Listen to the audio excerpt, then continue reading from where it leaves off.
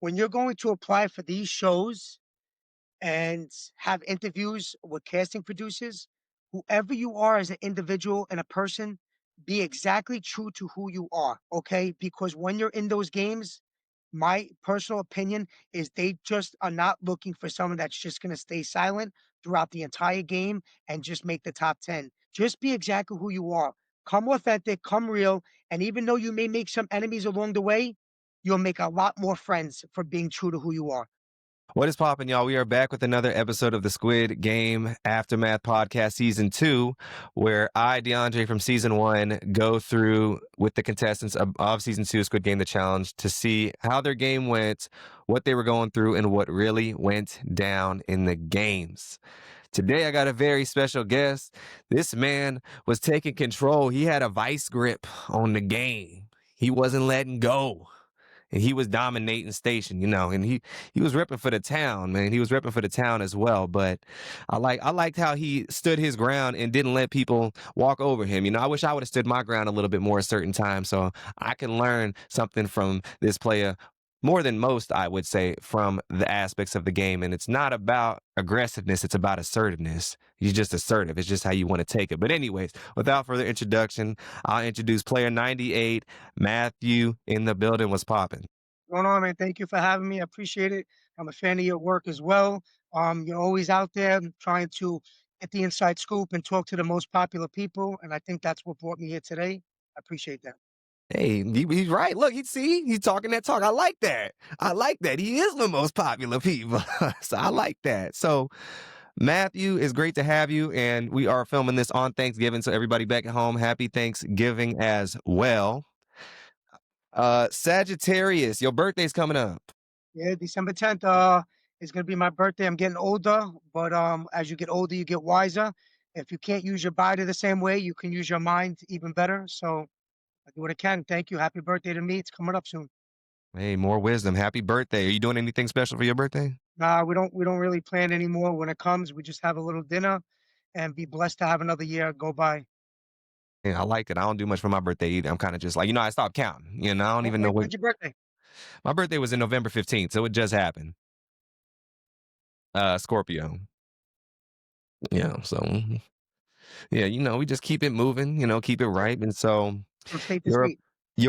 you're very outgoing, have a great sense of humor, and love spending time with your wife and children. That's the most wholesome about I think I've seen on the entire cast. Yeah, for sure. Look, in life, your main objective is to do better for your family than your family did for you, and that's the ultimate objective, right? I'll continue. Game shows have gotten bigger.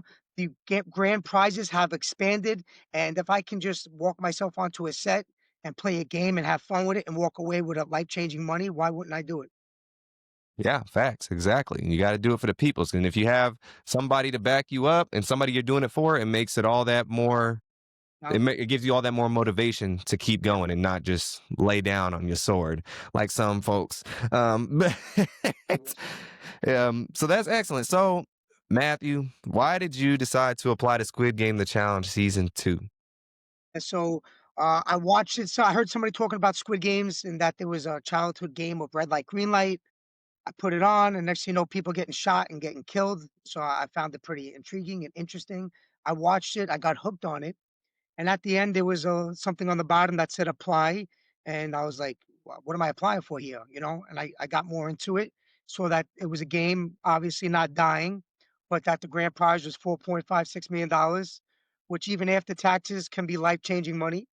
And I thought, you know, an opportunity to play kid games, childhood games that I grew up to in the 80s and the 90s, and to win a large amount of money, why wouldn't I give it a shot? The realization is that you're probably not going to get accepted, but you fill it out for shits and giggles. And lucky enough for me, they liked who I was as an individual. I went through the process and I got the opportunity.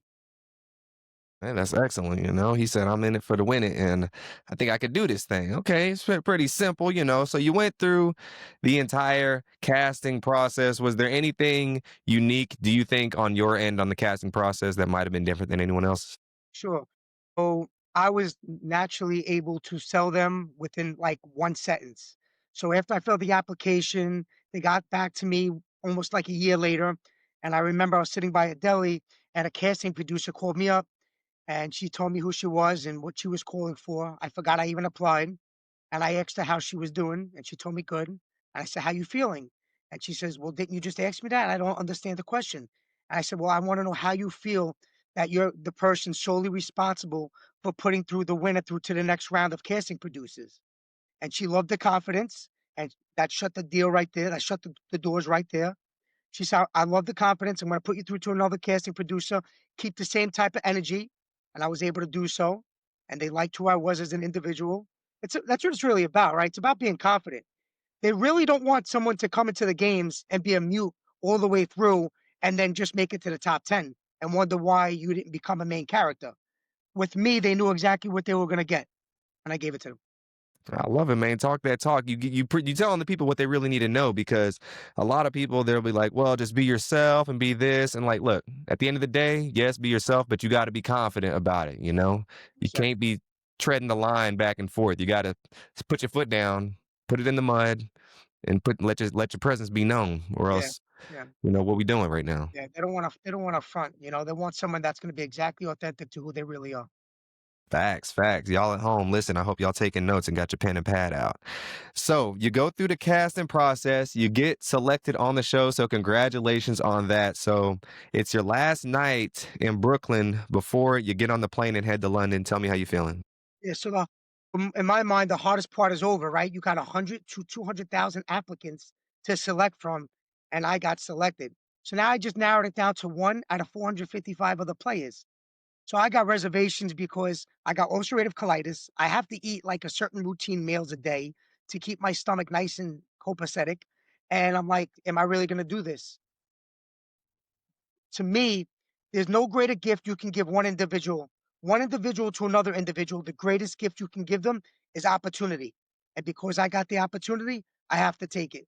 So I don't know what I'm in store for. I didn't study the games. I didn't play them at home. I didn't try to master them because when you're there, you're relying on total strangers to help you get through them until it gets down to the top 20, top 10, where you have to play the game for yourself. So I just went with the flow. Got to the hotel the night before. They took all your stuff. They strip you down like you're going to prison. You got nothing on you, and you head to the dorms. And next, thing you know, you're ready to do gameplay. Facts, And man. then there's some luck involved, but the majority of it is trusting your intuition and skill set. That's my opinion. It's not just all luck. It's like if God wants it to be, it's going to be. But you got to pick the right players to be on your team, and you have to go forth with your confidence and your mindset that you're going to win each game as it comes along. Facts, facts. You gotta go in there with the right mindset. It's about the mind, y'all. It's more than the mind than the body, anything. So you said you didn't practice the games, none of that, but did you study or watch a lot of the season one and the scripted series? One thing I watched the scripted series. Everybody looked like they were pretty much out for out against one another, whereas I thought my mindset should be I should be on the same side as one another. You got to make as many teams as you can, build as many alliances as you could, and hopefully you're liked enough to make it as far as I did. But for me, my game changed in the game of catch, which I'm sure we'll talk about after, and that kind of threw me for a loop, because it showed what type of player I. Yeah, no, definitely. We gonna get there and whatnot. They did not have Catch in the scripted series, unfortunately. But we get to London. You're getting yourself settled. It's the last night in the hotel before you get to the dorms. Now tell me how you feeling. Yeah, so we're the last bus to get picked up. My cohort, my color, right? So they started picking people up like 3:30, 4 in the morning. They got to me, it was like probably six something. I don't know the time, but we get to the dorms. They're putting the squid packs on you, and already in my mindset, I'm like, "There's no way we're playing red light, green light." I already know that they're gonna throw us through a loop. We go into the dorms. Everybody's got squid packs on. Everybody's in the dorms, and before you know it, the game begins. You see a big X, a big O on the floor, and you already know something's gonna happen. Hey, we already know what something's gonna happen. Well, before we get to that part, are there any people that you made real good friends with when you initially stepped in the dorms? Yep. So, most importantly, the people that you meet in the hotel, you want to become close with, and you want to kind of like give a wink in the eye, be like, "Yo, we're there for one another." I was lucky to meet from player 086, Nick. He was a firefighter from New York. and our families practically live right next to one another. Me and him have never met before, but I already knew he was gonna someone that I was gonna travel through this game with. Him, this girl Kate, this girl Hannah, we became close, and those are the ones I felt like I was gonna stick by. Okay, he's getting his little posse together and whatnot. And so, like you said, the guards come out and they put a line down and say you must get on a red X or a blue O. Tell me what you picked and why. Yeah. So if you go back and you look at season one, season two, and you look at the first games, you'll see the back of my head while the twins are conversating. I actually tell them, for some reason, my gut intuition is telling me, if you both go to the front of the line and take control of this game, both of you guys are going to make it out all right. And sure enough, they did. I got to speak to Jacob. I asked him if he was the older brother, which he told me he was. You could see Raul was pacing back and forth, and he looked a little more nervous. So I felt like it was better for me to stick with Jacob, the twin that looked like he had more confidence. Besides the fact that when I play tic tac toe, I always put an X right in the middle. In my mindset, I'm sticking with X. So that's what I went with. Hey, that's facts. You gotta. That's right. This man's he's looking at every angle right now. He's not missing a beat. He's going along with it. I like that. And so you pick the X, and they separate you guys. The X's leave the room. The circles stay in the dorms. And once you get in the other room, they announce the game is counting. The team that gets to closest to 456 and hits the buzzer wins, and the team furthest away loses. So when you heard these rules, tell me what's going through your head.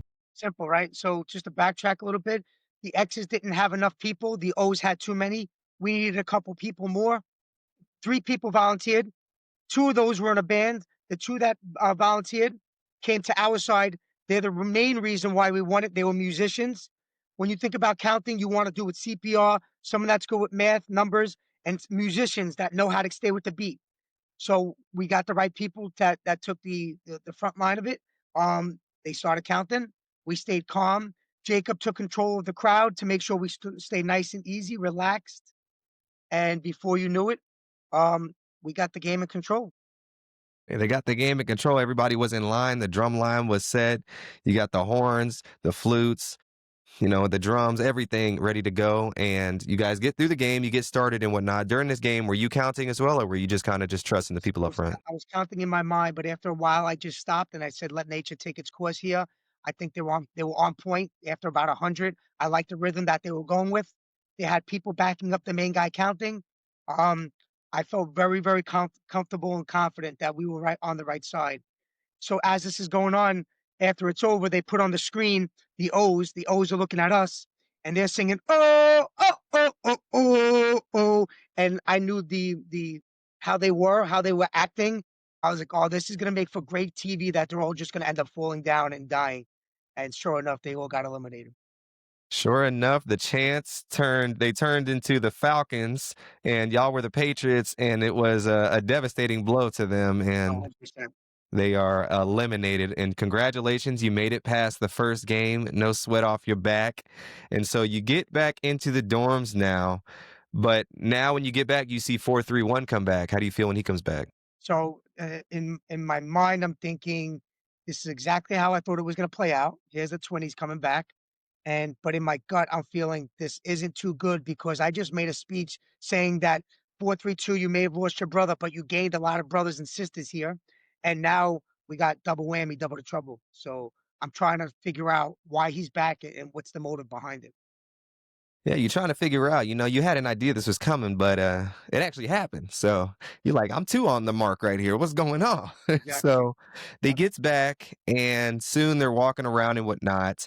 And they're sussing everybody out. They're asking everybody, what would you do with the money? Did they ask you what you would do with the money? No, I was already laying by my bed. I wasn't floating around yet. Talking to different people. They did not approach me, thank God. But a lot of people from the distance can see that they were talking amongst themselves, and they were looked like they were scouting something. We just didn't know what was going on. Yeah, they were scouting out, and lo and behold, they were eliminating people behind underneath everyone's noses, and so they ended up eliminating 107, 285, and 286. So were you okay with these eliminations, or were you just like I upset didn't about know it? them. It did bother me finding out later because there was only flies on the wall rumors on how those three got eliminated, but we all came to the understanding that either one or both of them had to do so.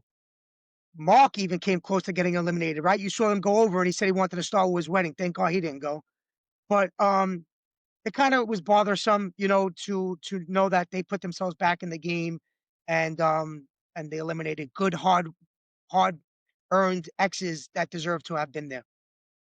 Well, it sucks they had to do that, but they kind of had no choice. I mean, if you were put in their predicament, how would have rationalized eliminating people? So if it was just me, I would, and people are going to probably say, no way. If it was just me and you're telling me I can come back in the game, but I have to eliminate three X's or just stay out of the game, probably most likely I'm staying out of the game because my brother's in on it. But from my understanding is they both were up for elimination if they didn't do it. That's what was heard in the show. So then it becomes a big difference because now you don't even have one to continue. So if that's the case, then yes, me and my brother are going to stay. I'm in it to win it for the $4.56 million. But if it's just me alone and my brother staying in it, I'm going to be like, I don't know if I really don't know if I can do that. So, say it was you and your brother, how would you guys rationalize picking who to eliminate then? If it was me and my brother, I wouldn't ask a single question because you give me any type of answer, that's okay because you're entitled to spend the money the way you want to. I'd rather just say, you know what I'm going to do? I'm giving you three random numbers. I don't know nothing about these people, and I'm just going to shoot it in the dark because if I said one thing and this person says she wants a yacht, but yet I didn't ask her deeper and she has a family member that's sick and could have used the money, I'm going to feel guilty. So I'd rather just be a chance. Hey, give me 428, give me 415 and 324 and just throw it out there. Hey, look, put the piece of paper in a hat. It's like That's setting. exactly what So it's like. Yeah, 100%, You yeah, can't reason to that. You can't give a reason. exactly, because she might want to go on a yacht, but what if she works every single day? Like you just said, there's 100%. circumstances behind. I said that when I first saw the episode, it's like I get what you guys are getting at, but at the same time, maybe she works every day and she never gets a day off, and she wants to go out and treat herself and her friends. Is that such a bad thing? Because I don't the think way so. they did it, they were judging, you know what I'm saying, based off of certain answers. And everybody's entitled to either spend the money seriously to help their family or, to have a good time, and enjoy with their family going someplace, maybe on a yacht or a cruise or a vacation. Exactly. I might get a yacht if I win the money. So look now, Right. What's one day for a yacht? Yeah, 100%. One day for yacht is no big deal. And so you get past that, and soon you guys enter the white room for the next challenge. And you get there, and they say you must divide in groups of 10. How'd you decide your groups of 10? So we really don't know much about too many of one another. You kind of let the group formulate. I kept Nick with me. Kate stayed with me. And we grabbed a few other people that I gravitated towards. And all of a sudden, Zoe came walking to us, which was a big piece of the puzzle, too. It's because she's separated with her father. And at that time, I felt compelled to help Zoe get back to her father. So I had some good oomph behind what I wanted to do, not only for me, but for another player as well. And I felt good about the team that we put together. Before we decided the 10 how we were going to divide it. I just turned around to them and said, let's do like boy girl and let it make sense. God forbid something, goes one way or the other. And that's how he lined up. We lined up boy girl, boy girl. That's really interesting. You lined up boy, girl, boy, girl. You get in there, you find out it's six-legged pentathlon, and then they sliced you out down the middle. So were you happy with your team after they sliced you down? I was closer to the people that I had on my side. And I kind of felt lucky. I was like, shit. We had someone that knew how to do the dice, someone that built house of cards in a diner. Nick could do anything. Liz did amazing on a dice. The ball in the cup from Katie. I threw the stone, and it was like almost magic. Yeah, it was magic, man. Y'all was rocking and rolling right through it, and they focus on the first team's game and whatnot. But why don't you tell me how your game went from your perspective with you versus the other team? So the ball in the cup, we get it in the first shot. I throw the stone, first shot. Everything's going smooth. Liz kind of got a little on the nervous side, but she held her composure. They caught ahead at that moment. So in the back of our mind, we're getting scared. But I could see, even though we're all nervous, we're remaining calm, and that's the most important thing. She gets us through the dice. We get to the house of cards, and he can't on the other side. He's not able to stack it up. Zoe asks us to pray for her. We prayed for her. God's prayers were answered to us, and we were able to get through it. And Nick brought us home with kicking the thing, whatever it is, on the foot, and we won, and it was an amazing feeling. Yeah, y'all were one of the prime time views on the show, and I guess through the dorms and whatnot, people were watching as well. So Yeah, that was they got a exciting. front row seat to see what y'all really was about. I don't know if that's a good thing or a bad thing if they putting you on the spotlight, but it is what it is. And so, congratulations, you make it past that game as well. He's smooth sailing it right through the Atlantic Ocean from England to get to the promised lands of Massachusetts or Plymouth. And so, when you get back in the dorms, we soon find out that there is this boiler room. And Oh, yeah. 272 goes in, he gets some cookies and comes back out and he announces he gets some cookies. Do you get a cookie? Hell no, he's asking for Vaseline for a cookie. I'm not giving up my Vaseline for a cookie. You kidding me? So everybody naturally is thinking they either got themselves in a predicament where if they don't give away a cookie and someone takes it, they're going to be eliminated, or they got to collect somebody's Vaseline. I'm not doing either because one cookie's not going to fill my appetite, and my Vaseline is needed because red light, green light, it's freezing, and you want to keep your lips nice and moist. So unless you're coming out with double stuffed Oreos, I'm not full. Yeah, y'all got to come with Oreo, Chips Ahoy, Mrs. Fields, something. Y'all coming out with, I don't even know what brand it was, some Europe, Yeah. yeah, some Pesqueros or whatever it was. And yeah, he comes out and does his little tidbit, but then the voice above announces that the slowest players in each game must come up on the stage. And those players were 180, 89, 40, 344, and 289. And we find out that they are all up for elimination. You all must either vote to keep them or to eliminate them. So when they announce this, tell me what you're thinking. Yeah, so the good thing about having a lot of plays during these games is because an adjudicator comes out and they go over the rules with you in depth. Having so many people listen to rules, they all have different questions. One of the questions we've asked as a collective group is, does time matter? And they look at the producers on the other side and they don't know how to answer it. And they say time does matter, but not during this game. So we kind of have an idea that time is going to play a factor down the line in some aspect. So when we all found out that Mike, who got us through game one, was going to be up for elimination, it hurts to the heart because we know that then the majority of the game is eliminating players so that there's one player left. Lucky for me, I had a low number, and the way they start the voting is from the high number up. So when it gets to me, it's kind of already decided, right? So in my mind, if the majority would have went one way, I would have went with that way. If it went to the other side, I would have went with the other side. Unfortunately, for those five that had to stand up there, Mike being included, they went with one way, being that these five got to get eliminated because if they don't, who knows what's going to happen? They're probably going to want to eliminate 10 of us. We don't know. We're new to Squid Games. By the time it got to me, the deal was already sealed. Um, they were already being sent home packing, and I felt bad, but I stayed with the X because I was superstitious and I wanted to keep X on my chest. Okay, this man, beneficial. It didn't really matter when it got to you. You just had to go with it, and the outcome was already decided. So it can't be too mad at you. And you already got the X on your chest. You might as well keep the X on your chest. DMX settings, shout out Brooklyn and Bronx as well. Yes, sir. But yes, they are eliminated, and now there is only 107 players left in the game. And soon, oh, I was going to ask also. So, how do you feel about the players? Some people skipping up there, dancing, doing a catwalk, the whole nine when they were pitting X or O. I mean, it depends where you put my feet and what shoes, because if I'm up there, obviously it's going to bother me. Chris did that. He's a great guy. He's so funny. All fun and games. I think he was doing that was Thanos, right? That did that in the documentary. Oh, whatever it is, it's all fun and games. It's no bearing on me. Obviously, it would feel differently if I was up on stage. But yeah, well, yeah, it depends on the eye of the beholder. That's But right. they are eliminated, and soon we get these scratchers that come out. You can make a meal or a scratcher. Do you get a scratcher? I do not take a scratcher unless they're going to announce on the rules that there's a chance you're going to win $1 million underneath the scratcher. I'm very unlucky when it comes to scratching scratch offs, and I cannot afford to miss a meal.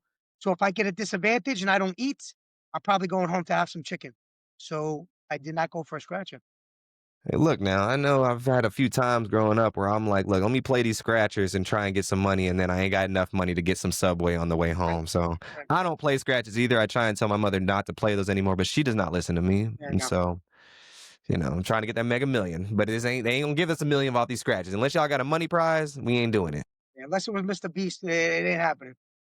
Exactly. So soon the next game is about to start. You guys have to go back into the white room and you see four different rectangles with four different colors: yellow, purple, blue, and pink with markers on the inside. Tell me which one you pick and why.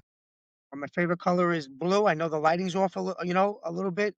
These things you cannot make too much sense about. You have no idea what you're getting involved in. You see colors on the floor. What's gravitating? Are you thinking about Florida and the yellow sun, or are you thinking about my baby blue eyes? So for me, I'm a lefty. When I walk out, to the left is blue. I'm going to blue. Hey, short, sweet, and simple. I already know what time it is. And so you get on the blue marker and you guys soon leave the white room and go into the arena. And you walk in, see all these lines marked up and whatnot. And they announce the game is catch. Catch, the thrower in the middle must throw it to the receiver. And if he drops it, they're both out. And then once the catcher gets it, he must go in the middle and throw it as well. So on and so forth. So when you heard these rules, tell me what you're thinking. All right. So first we have to have a game plan. We come up with a game plan after we hear the game is catch. All right. It sounds very easy, but obviously this is Squid Game, so it's probably going to get difficult one way or the other. The game plan is we're going to put people that don't know how to catch, the worst people, all the way in the back to try to keep them safe and get the balls to run out. We're going to keep good players in the front, very good players in the middle. Good players throw it to very good players because very good players can catch easy. And we have a system that's in place, and we feel like it's going to work. We just have to execute it. We got to get the ball first.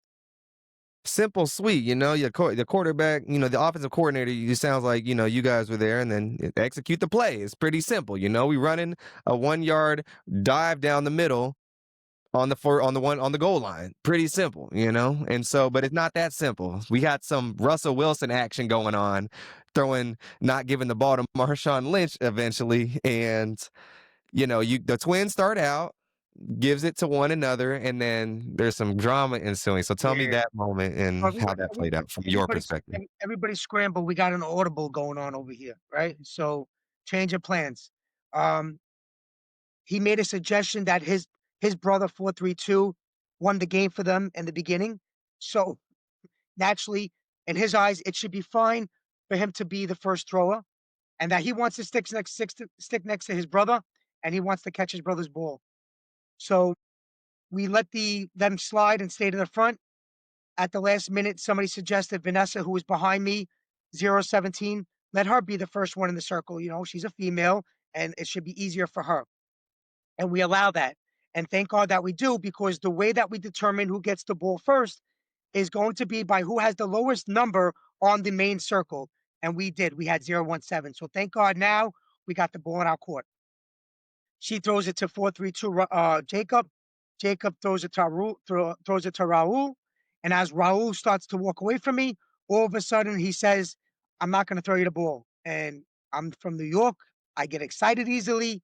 You're changing game plans on me. I can't keep my mouth quiet. I know Trey did during Glass Bridge. I can't do it. I'm getting upset. So I have to start talking. And I'm like, what do you mean you can't throw me the ball? It's a couple feet away. All you have to do is keep your promise, throw the ball. I'm going to catch it. You're going to be safe. But in his mind, he had doubt. He started to feel nervous. He felt like he couldn't do it. He didn't know if I was going to catch it, and he wanted to change course. So I put him on the spot, naturally so. I kind of got the line behind me to say something as well. And finally, he came back to reality and said, okay, I'm going to throw it to you. This went on for about 7 minutes. And even though I got him to throw me the ball, damage was done on my end because everybody saw I was a strong player. I had a mouth, and I was able to use it to get to my advantage of getting the ball back on my side.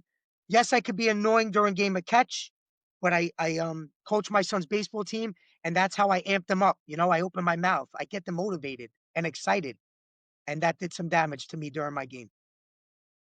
Yeah, I mean, you had to speak up or else he would have went another way, and then who knows? Maybe you got someone who can't throw it Exactly. that far. I mean, you weren't that far, but still, you could have got somebody who just can't throw, and then for what? Because some guy didn't want to throw it 3 feet, So I don't blame you. In the moment, I was like, yeah, you got every right to bark at him because that was the game plan, and he wants the audible for whatever reason.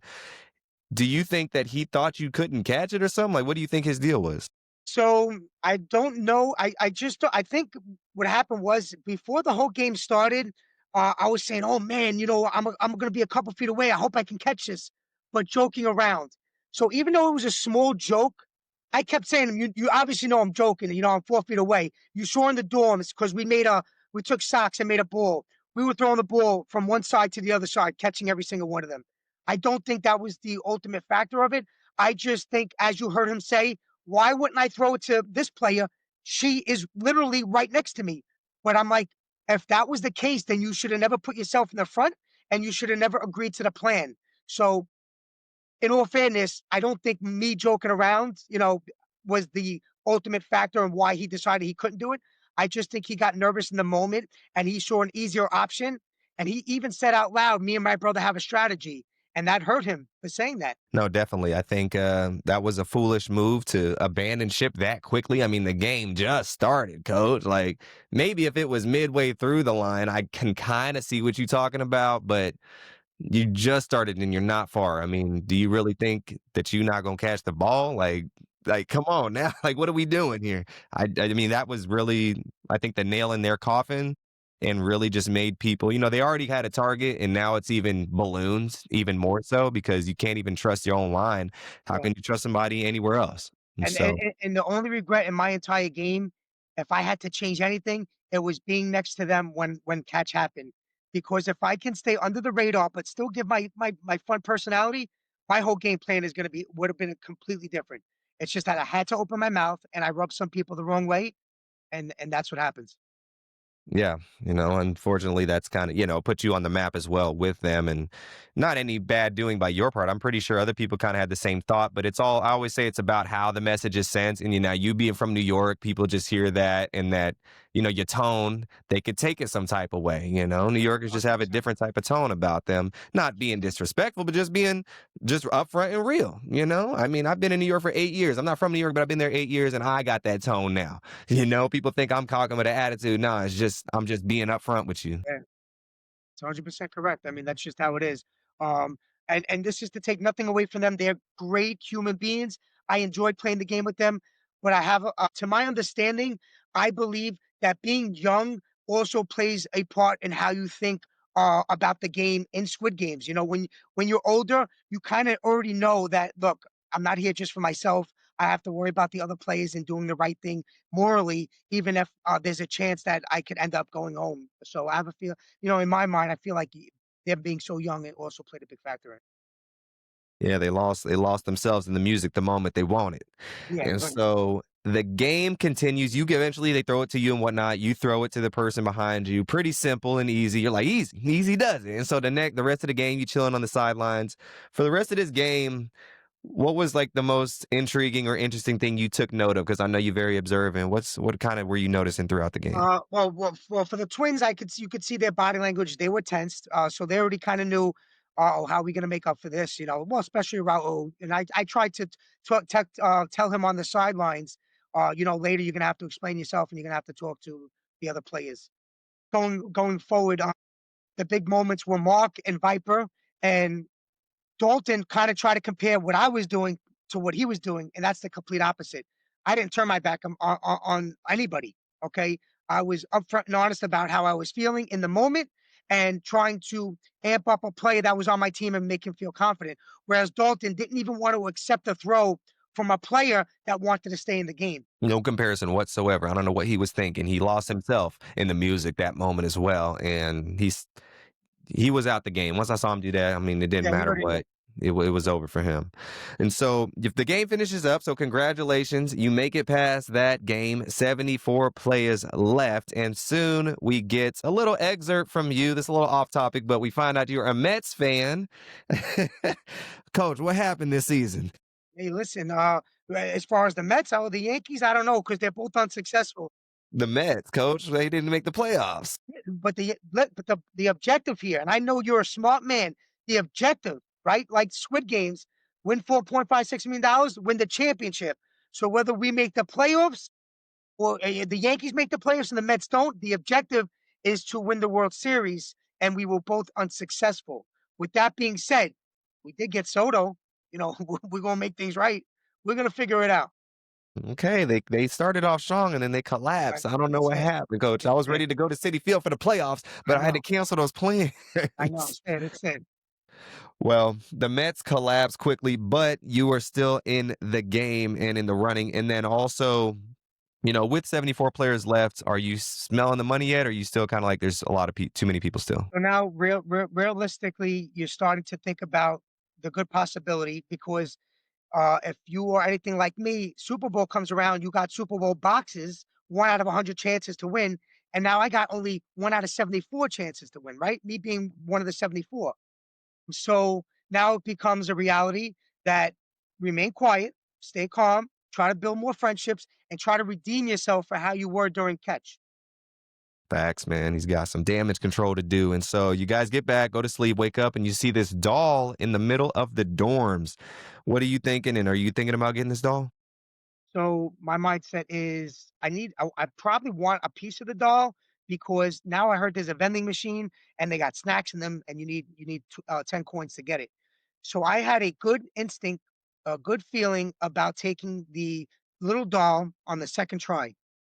So not August, Austin came over and he took the first one and it was a disadvantage. The rules weren't explained to us good enough for me to understand as well as other players.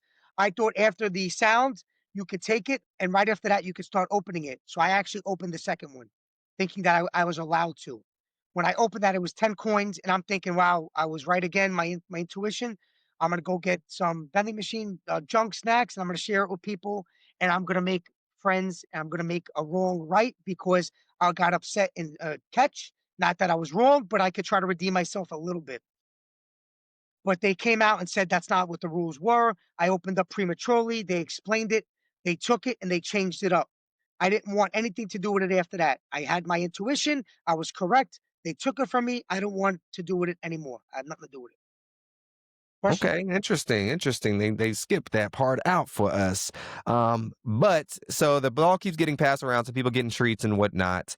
And soon it's up to player 75. She gets the doll and she goes in the boiler room and has to eliminate someone. And so they announce a player has been eliminated. When they do announce that, do you think it could be you? Hey, I hold my breath, especially for who it was, right? It was Natalie, right? It's I mean, I didn't have really much to common with Natalie. We didn't talk much. So in my mind, I'm thinking, I could be in trouble here. Yeah, it's time, it's starting to get hot up in here, but fortunately, it's not you, it's player 80, and she gives her explanation. She didn't know that person and whatnot. Kind of like what you said earlier, I would eliminate just a random person I didn't know. So she kind of did the same train of thought that you had. And so 80 is up out of here, RIP. And then soon it is passed to you from 303, Shelly. I'm Kelly. correct. Yeah, Shelly gets So accused. Go So ahead. another thing that I don't that happened that you probably weren't aware of is that Shelly offered it to August, player 111 first. And the rules were you can't deny it if it was offered to you. Okay. And he admits this in a podcast. So two or three times it's offered to him, he denies it. And my number is suggested by another player, which whatever. It is what it is. I'm suggested. It comes to me, it comes my way. I kind of argue a little bit why you want to give it to me, but ultimately, the rules are the rules, and I'm going to take it, and it's what God has intended, and there's nothing I could do about it. So I end up going to the boiler room with it, and I get uh, faced with the scenario. The scenario is I have to pick somebody to eliminate. Not that I have to pick somebody to eliminate and put myself up against. Just that I have to pick somebody to eliminate. So I picked player 431, the obvious choice. There's two of them. He made a costly mistake in the game of catch. They're strong players, and they took out three X's in the beginning that deserve to have been there. It's the obvious choice that I have to make. So I pick 431. The scenario changes a little bit. I have to put myself up against 431. Yeah, that was the smart move. I was watching it and I'm like, there's only one option, maybe two options. There's only two options in here.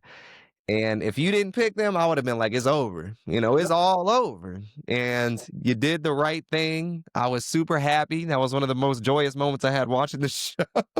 That's good. That means you're on my side. And look now, because I did not look. I ain't got no horse in this race, but I didn't like the twins. I'm gonna be quite frank. Watching them, I wasn't a fan of the twins. And Yep, twins, look, that's how they edit them, right? I mean, that's what we're supposed to do as viewers.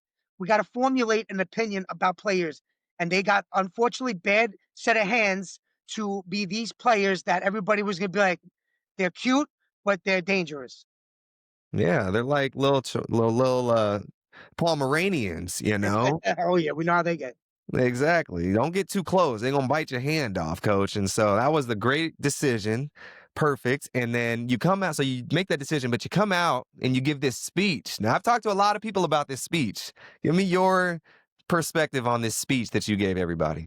So, at that point, you're thinking you have a lot of emotions. You're missing your family, you're sleeping with strangers, they're snoring, walking around, no shirts on, you're sharing bathrooms. You need to take all your emotions that you're feeling, and this is going to be a big moment. One, you don't let anybody else know who you picked, so that person has an upper leg where they can walk around and try to buy themselves votes. You keep that to yourself, but you have to let people know who you are as an individual, authentic, real, and very loyal. That's who I am. So I was able to take the emotions I was feeling about my family, okay, not this voiceover where I was manipulating, because that came where they took something I said in a completely different context, and they just added it, right? And I sold myself as best as I can, letting them know how I felt, what the money meant to me, and why I felt like I didn't want to have to eliminate anybody. I was put in a position I didn't want to be in. I never wanted the doll when it came to me. And I think I was able to get them to resonate towards how I was feeling. You saw people crying. I wasn't trying to manipulate anybody. I was able to give them the emotions I was feeling. And I think I was able to resonate towards a lot of them. They were able to take a little bit of me, how I was feeling, and put it deep down inside. And I needed to do that. Hey, it was a Oscar award winning speech, coach. We need it up there on the plaque on the wall somewhere. Netflix, I need the whole speech. Release the tapes. And so you give that, and surprisingly enough, 431 does not really give a speech. He just kind of, I don't know. He doesn't really Yeah. say much. That was kind of Yeah. interesting. Yeah, he walked up there, and the one thing he did say was, "Such a smart move. You're such a smart player." And in my mind, I knew that this is probably going to go my way. But what was nerve wracking is that his brother has a high number, so the first vote is so important. And I think it was Mackenzie. And even though you could see during the game, she didn't really have it in for me. She kind of felt a certain way about me. She stuck to her guns, and she knew strategically the smart move was to pick me, and that set the stage. Kind of let to me, the brother picked him, and even though I think somebody else picked him, the dominoes started to fall in my place, and it ended up working in my favor. He was winning by a landslide. He was like the 49ers in the 80s with the Super Bowl, just blowing everybody out the water. And you took home the dub in that instance, and 431 gets sent home. So you got some dirt off your shoulder, but, at a little bit of a cost. You're really in the limelight now. Like, you can't hide no more at all. And 100%. so soon you guys get some food. You get some beans and pork, I believe. And Marcus 21 finds a note saying what the next game is and the number. Do you ever find out about this note? Marcus finds a note, and I don't know anything about the note. Nope, never gets back to me. I just know that I got a team sticking with a couple of New York guys, and luckily for me, that person in our group was able to learn about the note and that the number was going to be six and mingle. Oh, he found out before you went in there. Oh, see, people can't keep their mouth closed. Well, if you wanna make alliances and even more friends, you're better off sharing the secret. So I think, right on for Marcus for telling as many people as he could. Cool, cool. Well, you find out about the game before the game.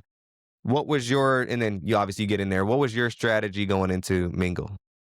So in this case, I didn't know too much about Squid Games or Mingle. I just go there and I see America around and I'm thinking, "Where's my daughter? I'll put her on a little ride." Right? So all of a sudden, I start hearing what the game is about and what's gonna go down, and in my mind, I'm not a numbers guy, And I really think no matter what you tell anybody, it ain't going down the way we're all gonna plan it for. So I'm fast. I'm gonna run to a back of a room. If we have the numbers, I'm gonna be safe. If not, I'm coming home to my family. Man, this man said, "Look, I'm just gonna do it how I just do it and just run in and just see what's popping. Not too much strategy thinking. If multiple people in the room, they're more inclined to come in anyway. So that's, you can't always get the numbers down. Some people were calculating this many numbers and this, that, and the third, but at the end of the day, you don't know what number's gonna be called. It's just time to get and go. That's it. That's it. You have to hope that the alliances that you made had good friends on the other side, which you're going to see later in Mingle, where two players didn't like the fact that Jacob and August that were tied together kind of messed them up around before, and they bolted on them on a round, and they came to our room and they saved us. So kudos to somebody not liking somebody and coming to our side and helping us remain in the game. Facts, coach. Facts. So this game goes on several rounds. Tell me how this game, while you're in the game, how you feel in each and every round and how it's going for you. If 5 rounds go by, I'm counting my lucky stars, my blessings that I'm still in it. And all of a sudden, the production says we're gonna go have meal. Meal? Are you kidding me? I don't want porridge right now. I mean, let me finish the game and let's see if I'm gonna be safe. So we go eat. We try to calm down. We come back. We do another round or so, and after all said and done, we're just like we're not playing no more. Nothing is scripted about it. We cannot continue. People are starting to hands on, get out of the room. You weren't here before. And we just decided to hold hands and we're like, look, we're sticking together. We're not playing no more. We're done. We had to unite. Yeah, no, I was getting physical. They cut out a lot of physicalness Yeah, out, but I definitely could see it going on. People yeah, getting tossed out the club. You ain't the type of guy that's gonna get tossed out, so you ain't really worried. But it's like some of these ladies, it's getting dangerous, and I don't know if Netflix wants to have another lawsuit on their exactly. hands. So they kind of figured out where we were all like our minds are discombobulated. We're gonna call a number, nobody have to move, nobody move. They called the number two, and we're not thinking, and somehow brothers end up with sisters, fathers end up with daughters. This is gonna be harder for next season. I'm sure, people that are related, they're not gonna end up staying together. They're gonna that's why you gotta get rid of these pairs in the beginning of the games. So they end up getting us again, where they get the majority of the people they want together. Yeah, no, I mean, yeah, in season one, they had a picnic and fooled people thinking like, oh, we're going to give you guys a treat and you only can eat with one person. Of course, you're going to pick your friends and whatnot. And, you guys had a little harder because it was discombobulated and during a game that you had to do this. It wasn't just in the dorm setting. So some people picked up on that, but I don't think anybody would pick up on that during your No, guys' yeah, game. yeah, 100%. But you decide to pick 24, Peter. What made you decide to stand by him? A God sent once again. We had meal. And he came into our room right before meal, and I said to him, "Look, they tried screwing you over there. I'm not going to screw you. Just stay with us in our room. I got your back." He stayed with us in the room. They say go in pairs of two. Pete started to walk away a little bit. And he's like, "You want to stay together?" I was like, "Yeah, yeah, just stay with me. We might as well stay together." And look, when I found out I had to play Pete in marbles, no offense to him. It was the best sleep of my life. I'm very athletic. I play sports my whole life. He's okay with playing a throwing game, and I'm thinking, wow, this is definitely going to work in my favor. Yeah, man, you landed with the right matchup partner, and so you guys soon find out it is marbles. You get handed that and whatnot, and you go into the marble arena, and you guys are discussing the game. Can you tell me how your discussion went? Yeah, so I said to him, "Look, why don't we just like toss the marbles someplace? It's not that hard. Uh, and whoever gets the most marbles, the closest to whatever we play, we'll just stick with that. We'll be the winner." And he was okay with it. He wanted to win for a Burger King and a new tooth. And if I would have won, I would have got him his new tooth. Burger King's a little expensive. The one mistake that he did make was he continued to throw first, and because he kept throwing first, I knew how far I needed to throw my marble, and I used that to my advantage. Yeah, man, you use the wise wisdom over his head, and I think from a viewer's perspective, it looks like he's just like whatever. It looks kind of like he's throwing it. Did it seem like he was throwing it? No, I think like 4 or 5 throws into it, it kinda like he knew the deal was already sealed. It's like, "Ah, man, it is what it is." And it kinda touched me. Like, that was a time when I tried to force tears when I wasn't really upset. I didn't know him. I wasn't close to him, but I wanted to feel sad because he's a good guy and deserves the money just as much as I did, you know? So I kind of felt bad, but he was at peace. He was okay that he made it that far and he was all right with going home. Yeah, no, it looked like he was just like, whatever, man. Like, it is what it is. Good game. I was shocked. I was like, Yeah, this man's taking it really well. I would. yeah, And yeah. so, you do kind of seeming, I know, I make a note that you kind of look like you take it hard, but then you stop crying immediately when you walk away. Yeah, yeah, yeah. You try to make him feel good in the moment, and before I turn my back and he has to lay to the ground. But as you could see, it has to come out naturally. It's not going to come. Exactly, coach. He's like, look, job's done, Peter. It was nice knowing you. I appreciate you, but it's time to get going and wipe these tears off because I can't let these people see me crying too much, or else they really gonna think I'm acting out here. Yeah, yeah, 100%. Well, R.I.P. Peter. Shout out Peter as well. And make sure y'all check out his comedy show. Thank you. And so soon you get back in the dorms, and there are now 22 people left. Are you smelling the money now? So now I'm feeling pretty good because it's going to be coming down to single games or games with just another a player. I think because we kinda shorted them around the mingle, we did not have the numbers that we were supposed to have. I think we were supposed to walk into that dorm with just 20, not 22, based off of what I heard and what I spoke about. So we have a couple players, 2 extra. I hear about a chore. I'm hungry. I need calories, I need carbs if I'm gonna continue going. A flu was going around. I was tired. I wanted to get as much rest as possible. I wanna do the chores because I want something good to eat. So that's my mindset. Yeah, no, definitely. Your intuition is hitting correctly. 22 is a strange number to have. I believe after our marbles game, there was 20 left. Yeah, there Yeah, was we about had 20 2 extra. left and whatnot. And so, yeah, even number. I mean, at this point in the game, it's easy to kind of get out of that mindset of thinking of all the little things, but that's when you really got to hone in and bring those little things to light. And so, you hungry, but soon the guards announced that they need 3 monitors to go be in charge of the dorm. Tell me how that went down from your perspective. I wanna do it based off the facts I told you. I'm hungry, and I know that I am the obvious target, and they could all group together if they wanted to and say, "Look, someone's gotta go. He's gotta be one loud." Someone called me obnoxious, an exciting player. He gets excited too easily. So in my mindset, how do I volunteer without making too much of a stink and rubbing people the wrong way? And my intuition was right again because I really should have been on that side of the stage. I end up not getting uh, being part of the chores. I go lay back down. A couple people feel bad for me, like Vanessa and Trinity, who I love. And sure enough, my intuition is right again.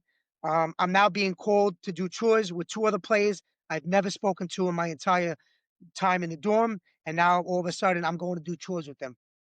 So, when you were in the discussion with trying to be a monitor, I guess from the outside looking in, just a viewer's perspective, it's kind of looks like maybe you're trying to force your way in and you're trying to like say like besides a vote, like it doesn't matter on a vote, we should decide. Can you tell me your point of view on Yeah. that? Well, so isn't it fair and for me, right? I don't know how you feel as a viewer, but if 3 of the players wanna be doing chores and I want to as well, and they only need 3, 4 of us amongst ourselves should decide which 3 should go.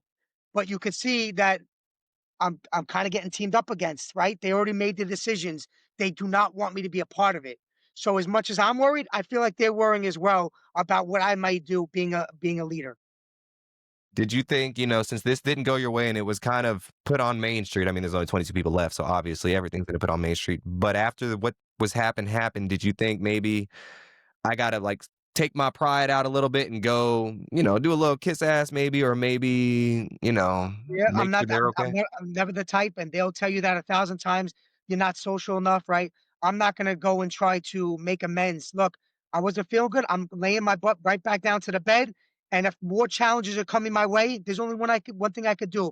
I could fight until the very end, and either I'm gonna come up on top, or I did as much fighting as I could, and I'm gonna lose the battle. But one thing I wasn't gonna do is I was gonna try to swindle my way and try to get under people's wings and be all kissy kissy. That's just not the type of guy How do you feel about the people that say like, "Oh, like he went and sulked to his bed. He wasn't talking to nobody. He should have thought more about this." I know you kind of just explained it just now, but do you think there is a time and a place to kind of like put it aside or uh, a lot of people felt a certain way about me in the game of catch, and they had an opportunity to take me out, and I made amends where they were able to relate to me. So I think that I could do it again. Right? There's less people here. I was upset with some people, like Kate. She said that I had a bit of a bark, but she was in the back of my line and catch, and the bark that I gave helped keep the ball in our court and get a good player to throw it to her, and not somebody on the other side that didn't know how to throw the ball. So I kind of was upset with, comments like that being made. But this is a game, and the more you're going to challenge me, I'm going to challenge myself to rise, right? So it's okay. facts, facts? And then how would you, I guess, lastly on this topic, um, when you gave your perspective, how is there a way you think you can maybe tell people say everybody else that's voting, I guess, on the monitors, and they're feeling some type of way, if you had to go back and talk to them and make kind of convince them like, hey, this is just how I'm feeling, it's okay to feel like this, is there a way you maybe think you could articulate that to them, even the monitors per se, of like you being upset of not being selected? No, at that point, you could already see the game face on the 20 21 other people that were there, and they could smile at you while they're talking to you, but in the back of their mind, they're like, "This shit's real right now." So anybody that I'm gonna be eliminating, as long as it's not me, it's gonna happen. I could not sell my case the same exact way, and I didn't really feel like I needed to. I felt like I was justified for wanting to do chores, and I was outcasted, and I'm just gonna lay back down until we're told that another game is gonna approach. I got you. I got you. Makes sense. And so, yeah, and people got their mind made up. It's hard to, Yeah. you got to do a lot. You can't, and you can only can go so far limits. I'm not about to, kiss your toes and give you back massages and all these things to get on your good side. Or else, what am I doing? I'm selling myself short. So they soon announced they must pick three other people must go into the other room to do quote unquote chores, and you guys get in there. And soon they announce the rules above and say three people you guys are at risk of being eliminated. And the Yeah. first player must be called a sacrifice essentially to save the rest of the people in the room. And only one team can come out to survive. And so when you first heard these rules, tell me what you thinking. Yeah, so one person would have to stay behind, two people would get out of the room, but you gotta eliminate the other three. I heard the rule for the first time, and I'm one of those people being a first responder where I think quick and I judge my decisions later, and that's just how I am. I hear the rules, and right away I wanna remove my patch and put it in the box because I'm sour towards the other three for outcasting me, and I don't want them to come up on top. So one of our players decide to turn around and look at me and say to me, "Look, you got a lot of targets on your back." And I took it as he was trying to manipulate me and play a mind game with me to give myself up, and it didn't sit right with me. So I just decided right off the bat I wasn't going to self eliminate myself. Not to mention, I have nothing invested with these players, and we never even talked. So why am I going to give myself up for two plays I know nothing about? So I made my stance known. I'm not going to self eliminate myself. We need to play a game, and we have to decide right away what we're going to play. They needed to hear the rules again, and that's fine because not everybody takes the rules in the same way. Not everybody understands what needs to be done. So I already knew because they needed to hear the rules again. All right, this is going to kill some time. I'm a little bit in trouble here, and I don't think this is going to go the way I want it to. Thinking back now, I wish we would have just took our names, our numbers off, mixed it around, picked one, and put it in a box. I had to think about a game right away, what we could play to help get somebody eliminated. Greg wanted to play whatever we played twice, and now my mindset is I'm FUC Kate here. It's going to take way too long, and we're finished. In hindsight, we're finished. Over there, they're going to do something quicker. Where we have three of us, and we have to think of a game. And Greg wants to play it twice, and I'm thinking myself that we're in trouble. Yeah, no, you got to think of a game quick. And this is kind of you got very little time. It's kind of compared to my elimination where I had to make a decision for four people at the front of Dalgona, and we had 2 minutes to decide, and you get no time whatsoever. But your guys' was even more intense because it was the unknown and sparked out of nowhere. And Right. so Yeah. yeah, it's definitely difficult to get three people to come to a consensus on something that quick and that high intensive a situation. But you guys do decide to, put your hands behind your back and put ones and twos out. And it was pretty smart. That's a great Yeah, so, game. To keep. coming from New York, I play 21st finger, right? All the time, 21st finger, and that involves more than, 2 people. So I'm thinking everybody put a 2 or 1, and whoever has the odd number, it will be out. But Greg wanted to do it twice. I understand, he wanted to feel comfortable about what's going on, but time is an essence. On the other side, I'm not realizing that only 2 people are playing instead of 3. Whether, whatever the rumor was or the reason they were or were not doing that, we were going up against 2 players, and we had 3. Yeah, you had three, and that's going to make it way more difficult rather than if it's one on one. You can get it done that much quicker. And well, that game you'd have to. It's like whoever. I think. How would you do it if it's two people? Yeah, that says rock, paper, scissors, right? That's what they did on the other side. They just did the rock, paper, scissors. So it was much easier. But for me, now I'm doing 3 people, and what happened with us is we all kept putting 2 fingers out. And I'm like, this is crazy because if everybody keeps putting 2 fingers out, we're not going to get anywhere. So I quickly just went to a 1, and so did somebody else. I ended up not losing any one of those mini games. Um, and then when Kareem ripped off his tag, he kind of like took his time putting it in as well. And it wasn't just a couple seconds, we ended up missing it over a minute, so Yeah, that's crazy, man. That's insane. And unfortunately, you guys get popped there. You 417 and 437 are all eliminated. And so you guys have a dramatic death and whatnot. And so when that happens initially, what's kind of going through your head? chicken. I'm thinking about chicken. Get my ass out of there and eat some chicken, right?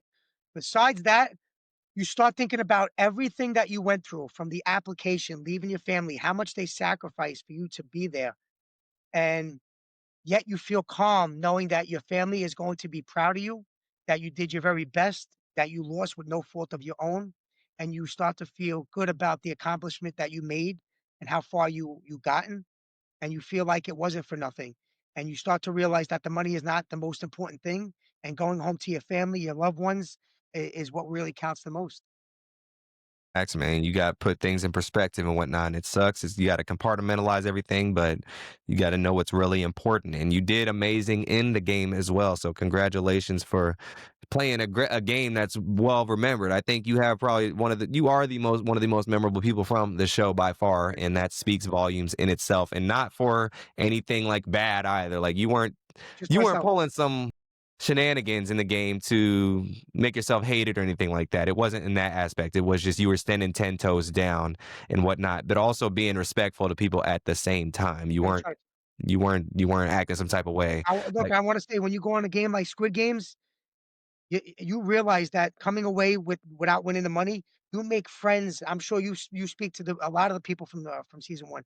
I've made friends from all around the world. They're going to remain in my life forever. People from Dubai, okay, and it really is an emotional roller coaster, but you come away with a lot.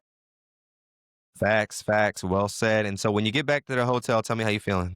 Yeah, like I said, I'm feeling anxious to talk to my family. I want my phone. I want to tell them how much I miss them. I didn't tell them whether I won or lost until they actually won the show. I wanted to keep them suspense. And they even saw the first 4 episodes, and everybody they spoke to thought the same thing. There's no way your husband's not winning. I mean, absolutely did him. He's doing amazing. He's killing it. And I felt upset knowing I was going to let them down, but I felt great just about the first 4 episodes. Felt really good. Yeah, this man was like I said, he was in control. This man was in the driver's seat and everybody was in the back of the bus. And so till when you get back to New York, now tell me how you feeling.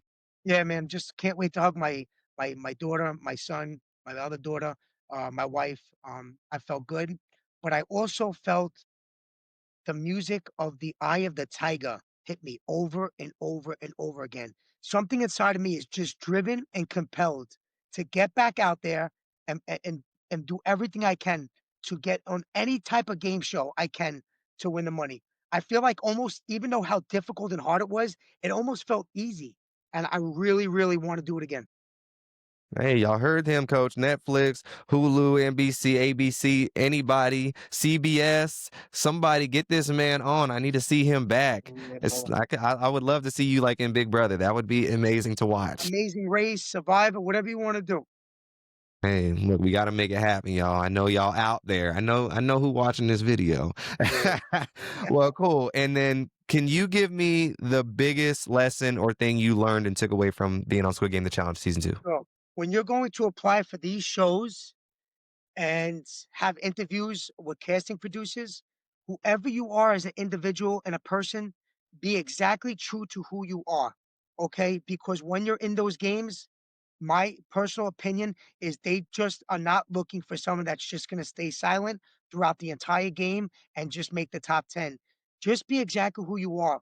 Come authentic, come real. And even though you may make some enemies along the way, you'll make a lot more friends for being true to who you are. So be true to who you are. Be authentic and true to who you are as an individual.